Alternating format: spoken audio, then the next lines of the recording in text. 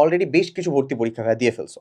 হ্যাঁ, সো বেশ কিছু ভর্তি পরীক্ষা দিয়ে দেওয়ার ফলে তোমার ফলাফল আর কি আশানুরূপ হয়নি বলেই কিন্তু তুমি এখন রাজশাহী বিশ্ববিদ্যালয়ের প্রিপারেশন নিতে চাচ্ছ, প্লাস তুমি এই ভিডিওটা দেখতেছো। যদি তাই হয় তাহলে তোমার ফার্স্ট এবং একেবারে খুব গুরুত্বপূর্ণ যে কাজটা সেটা হচ্ছে তোমার একটু সেলফ রিয়ালাইজেশন দরকার। এখন তুমি আমাকে বলতে পারো, ভাই সেলফ রিয়ালাইজেশন কি করব? প্রত্যেক দিন করি, হতাশ হই, খারাপ লাগে, আর কিচ্ছু না। ভাই আমি বলব যে সেলফ রিয়ালাইজেশন নিজের ইমপ্রুভমেন্টের জন্য, না হতাশ হওয়ার জন্য, না খারাপ লাগার জন্য, না অন্য কারো কথা শুনে নিজের সেলফ রিয়ালাইজেশন করার জন্য। সেলফ রিয়ালাইজেশন জাস্ট নিজের ইমপ্রুভমেন্টের জন্য। তুমি জাস্ট চোখ বন্ধ করো, তোমরা সুলতান মুভি দেখছো? দেখলে থাকলে দেখবা যে সালমান খান যে প্রত্যেকবার মার খাচ্ছিল, ও কিন্তু জাস্ট এই কাজটাই করে।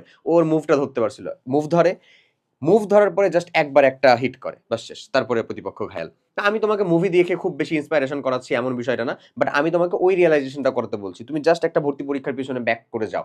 তুমি দেখো যে তুমি তার আগে কোন কোন স্টেপগুলো কমপ্লিট করছিলা, তুমি পরীক্ষার হলে কোন কোন স্টেপগুলো কমপ্লিট করছিলা, দিয়ে তোমার ফলাফলটা আসলে তোমার মতন, মানে তুমি যেটা আশা করেছিলা সেটা আসে নাই।